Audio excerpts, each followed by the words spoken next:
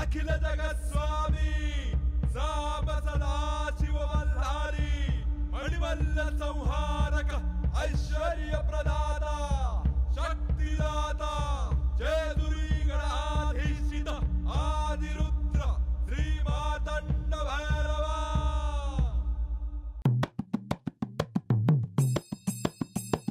जय देव जय देव जय देव जय देव जय देव जय शिव मातंडा।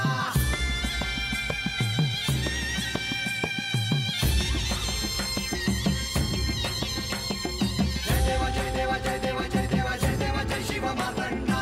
हरिवर्धन मल्हारी तुझी प्रचंडा। अगडदुम नगारा सोन्याची जेजुरी देव गेले जेजुरा निळा घोडा। अगडदुम नगारा सोन्याची जेजुरी देव गेले जेजुरा निळा घोडा। पाव में तोडा कमरी कर पटा मिहिर मस्तकी तुरा। खोबऱ्याचा कुटका भंडाऱ्याचा भडका बोल अहंकारा सदानंदाचा येळकोट सदानंदाचा येळकोट। जय देव जय देव जय देव जय देव जय देव जय शिव मातंडा। जय देव जय देव जय देव जय देव जय देव जय शिव मातंडा। हरिवर्धन मल्हारी तुझी प्रचंडा। जय देव जय देव जय देव जय देव जय देव जय शिव मातंडा। हरिवर्धन मल्हारी तुझी प्रचंडा।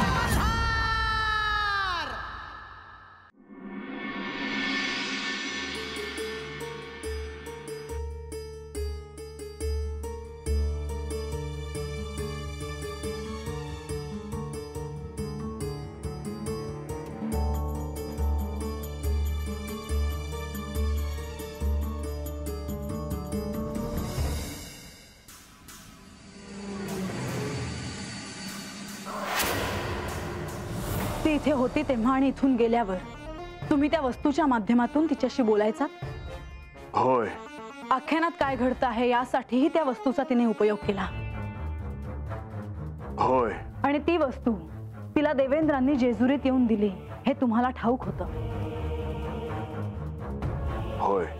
ही माझी फसवणूक नाही का?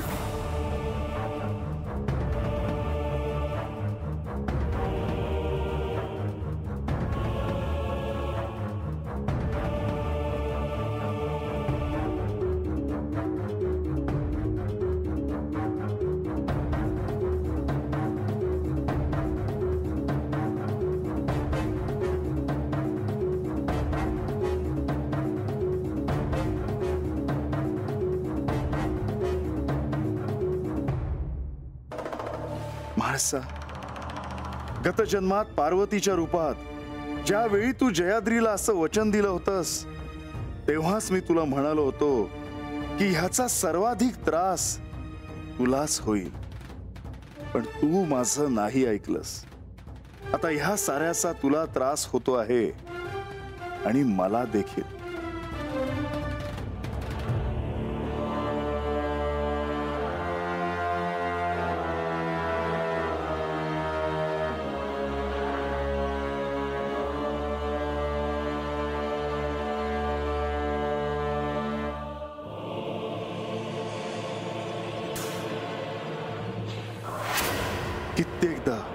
कित्येकदा मला तुला सारं काही सांगून टाकावं असा मोह होतो, पण मला ते करता येत नाही. तुला हे सारं स्वतःहून समजून घ्यायला हवं, तुला ते शोधायला हवं, पण त्यासाठी तू बाकीचे सर्व विचार दूर झटकून सतर्कपणे सत्याचा शोध घेणे आवश्यक आहे. आणि तरच पुन्हा आपण आपला हा अवतार संपवून कैलासात जाऊ.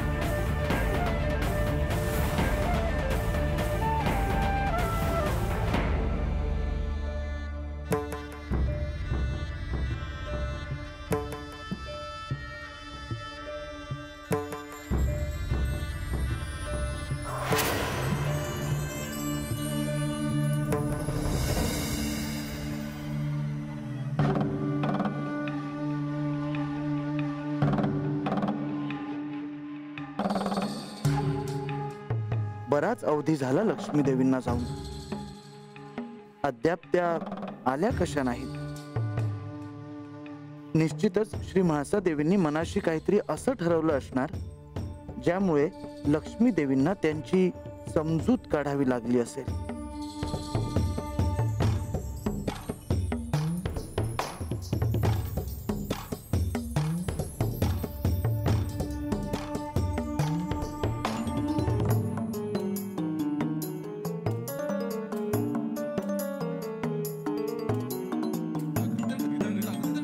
या देवी, आपल्याला बराच अवधी लागला म्हणून विचार करत होतो. तिथे काय घडलं असेल हे जाणून घेण्याची तुम्हाला उत्सुकता आहे हे मला जाणवतंय.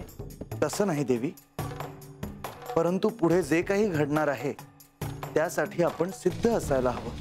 म्हाळसा देवींचा क्रोध तर आपण सारे जाणतोच, आणि विशेषतः बानूच्या बाबतीत हे सारं घडत असल्यामुळे त्या अस्वस्थ देखील आहे. आणि त्यातून काय देवी? आणि त्यातून त्यांची आणि पार्वती देवींची पुन्हा भेट घडली आहे.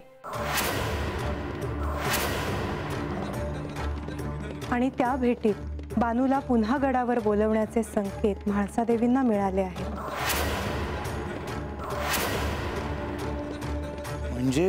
म्हणजे म्हाळसा देवींनी बानूला गडावर बोलवून जे काही घडलं आहे त्याची विचारणा करण्याचा निर्णय मनोमन घेतला आहे. ही अत्यंत गंभीर घटना आहे देवी. म्हणजे आजपर्यंत बाणाई जेजुरी बाहेर जावी यासाठी श्री म्हाळसा देवींनी अनेक प्रयत्न केले, आणि आता त्या बाणाईला पुन्हा जेजुरीत बोलवण्याचा विचार करतायत. हे वरवर दिसतं तितकं सोपं नाही. हो, ते तसं नाहीच. म्हाळसा देवी संतापले आहे. हे असं का केलं असं बानूला त्या सर्वांसमक्ष विचारणार आहेत. प्रसंगी राजसभेत तिला ह्याचा जाब विचारला जाईल.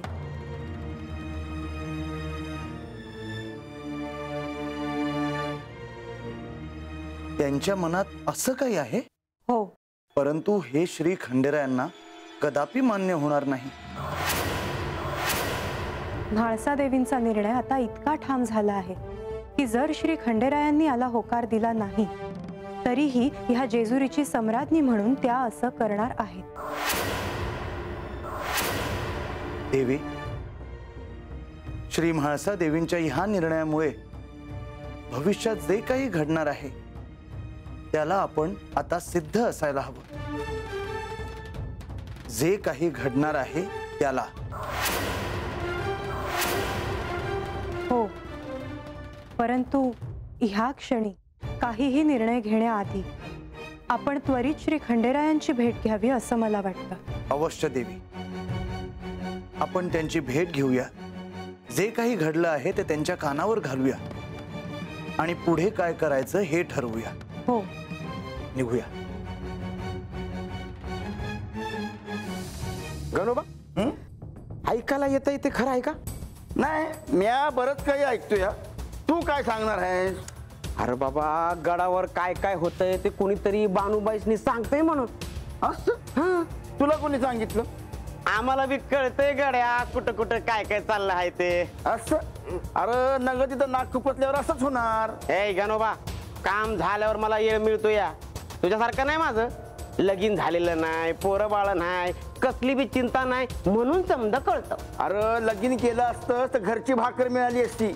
असं इकडे तिकडे फिरायची येळ नसती आली. अरे पर त्या पायी कशा पायी डोसक्याला त्रास करून घ्यायचा? ते बी बरोबरच आहे, पर तू घाबरू नगस. ए गणोबा, म्या घाबरत नाही. ना थोडासा लांब राहतो या, कारण लगीन झालेल्यांचं काय काय होतंय ते बघतोच हाय म्या. ते बी आहे. तू ना मला अगोदर भेटायला पाहिजे होतस. होय, पर तू काय माझं ऐकलं नसतंस बघ. अरे लगीन करायचं नाही, ह्याला बी धाडच लागतंय गड्या. तर एक लगीन करायचं धाडस नाही केलेलं आहे. याला धाडच नाही बोलत, मग हे म्हणजे आगीत उडी टाकल्यासारखं आहे. गप बस, काहीतरी बरडू नगस. कोणी ऐकलं तर म्हणतील काय बोलते ती. हे बघ गणोबा, कोणी बी काय बी बोलणार नाही. म्या काय नवीन सांगत नाही आहे. जे काय सांगतोय ना ते खरंच वाटेल. हा पर कोणी मान्य करत नाही एवढंच म्हणून सांगतो या. एकटा जीव सुखी जीव. आता तुला ते जमलं, मला नाही जमलं. पण आता ते बोलून काय उपयोग आहे? तर माझा ऐकशील? दुसरं लगीन करू नकस. तर काय येड लागलंय काय? एक लगीन सावरतं नको जीव झालाय, दुसरं कुठं करतोय? चला मॉप कामं पडले आहे की. बरं ऐक, हा? आता जे काय मी तुला सांगितलं आहे ते कोणाचं बी सांगायचं नाही. अजिबात नाही. हा. कष्ट देवासनी सांग. मग चल. अरे काय माझा जीव घेतोस की काय? काम आता सांगतो. चल गणोबा असं करू नका. सांगतो. गणोबा.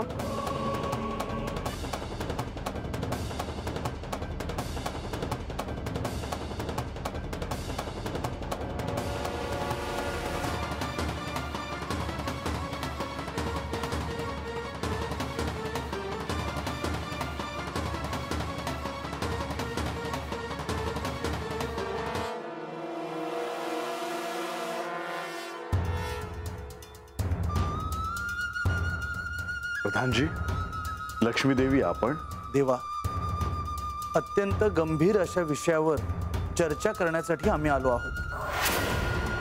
म्हाळसाने निर्णय घेतला आहे की त्या बानूला जेजुरीत बोलवतील आणि सर्वांसमक्ष तिला घडलेल्या प्रकाराबद्दल विचारतील. आणि जेजुरीच्या सम्राज्ञी म्हणून त्या हे सगळं सर्वांसमक्ष राजसभेत घडवून आणतील. देवा, आम्हाला हे सगळं कळता क्षणीच आपली भेट घ्यायला आणि पुढे काय करायचं आहे ह्या विचाराने इथे आलो आहोत. प्रधानजी, म्हाळसा असं काहीतरी करेल असं मला वाटलंच होतं. पण मी म्हाळसेला बानूला असं राजसभेत सर्वांसमक्ष अपराध्यासारखं विचारणा करू नाही देणार. म्हणजे बानू जेजुरीत येणार हे निश्चित आहे. होय लक्ष्मी देवी, त्याशिवाय दुसरा पर्यायच नाही. म्हाळसेला ह्याचा सोक्ष मोक्ष लावायचा आहे आणि त्यासाठी बानूने जेजुरीत येणे क्रमप्राप्त आहे.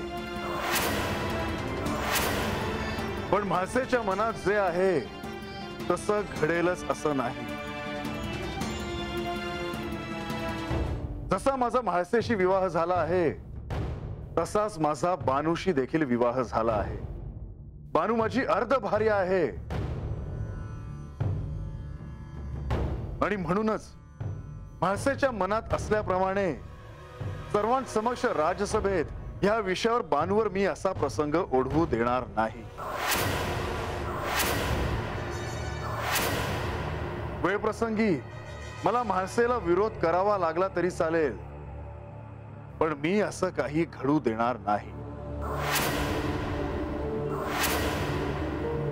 देवा, हे श्री म्हाळसा देवींना पटवून द्यावं लागेल, त्याशिवाय त्या ऐकतील असं मला वाटत नाही. म्हाळसेला हे मान्य करावंच लागेल. तिने बानूला असं चार चौघात विचारणं उचित नाही, अयोग्य आहे. ह्यात बानूचा अपमान देखील होऊ शकतो की ज्यात बानूचा काहीच दोष नाही. खरं तर कोण चूक कोण बरोबर हा प्रश्नच नाही, परंतु म्हाळसाच्या दृष्टीने आता हा एक फार मोठा प्रश्न झाला आहे. आता हा त्यांच्या अभिमानाचा प्रश्न झाला आहे आणि म्हणूनच त्यांनी हा निर्णय घेतला आहे.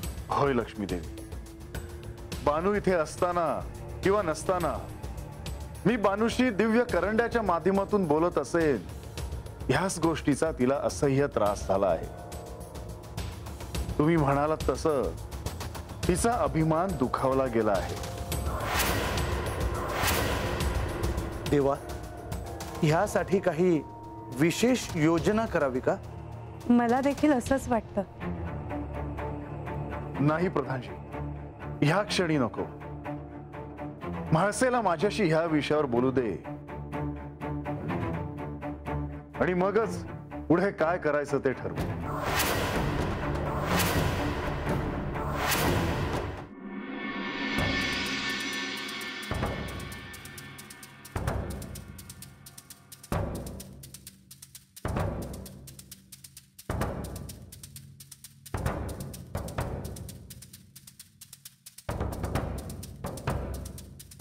बा,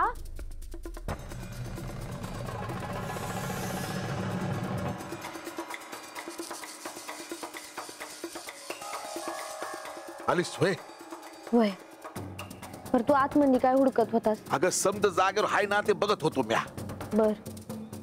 आता देवळीपाशी रंग्या मला भेटला आणि तो मला म्हणला, कोणी गावलं का वस्तीवर? म्हणजे कोणास काही ठाव पडलं का? हात कोण आलं ते? नाही बा. अरे पण रंग्या असं म्हणला का त्याला असं वाटतंय का कोणीतरी जेजुरीवरनं तर आलं नसेल ना वस्तीवर, हात घरला. जेजुरीवरनं? नाही नाही भानू, अगं असं कसं होईल? तो रंग्या उगा काय बाय बरोबर या बघ. मी बी त्याचाच विचार करते आहे बघ. अरे पर असं आपल्याच घरला का आलं असत्याल ते? वस्तीवर कुणाकडं असं काय बी झालं नाही, म्हणजे त्यासनी आपल्या घरातच काय बाय हुडकायचं होतं. माझं तर ना डोसकं काम करण्यास झालंय बघ. मला तर काय बी करणं झालंय. कुणास काय ठाव बी नाही.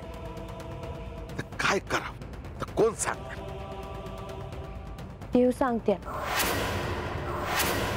नाही नाही बानू, तो करंडा कापडात गुंडाळून ठेवला आहे ना तसाच ठेव. हा, त्याला हात नाही लावायचा आता. अरे बा असं काय करतोय? आता दुसरी कुठली बी वाट मला दिसाना बघ. आणि आपण देवासनी विचारलं तर ते सांगतील आपल्याला.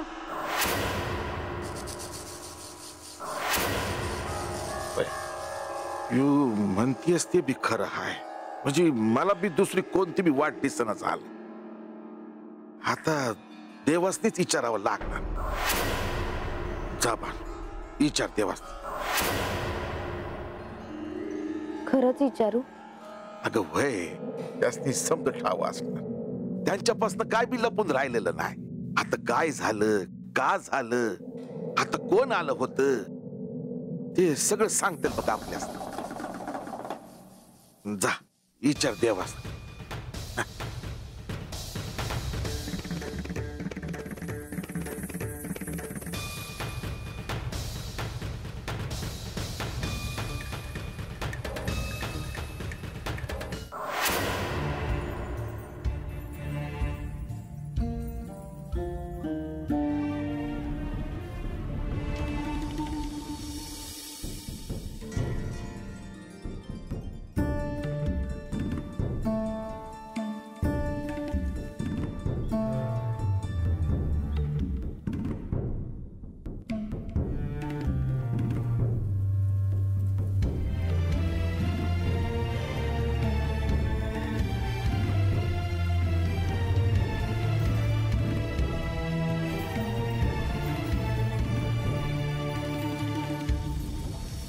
देवा. बानू, देवा, बालक या करंड्याबद्दल कळल्याधरनं मी ह्याला हात बी नाही लावला बघा. त्यानं मला सांगितलं होतं का ह्या करंड्याला हात बी लावायचा नाही, म्हणून मी हा करंडा कापडात गुंडाळून ठेवून दिला होता. पण मग आज असं काय घडलं की जेणेकरून हा हळदी कुंकवाचा करंडा तुला पुन्हा हाती घ्यावा लागला? वय देवा, तेच तर सांगाया मी हा करंडा उघडला आहे.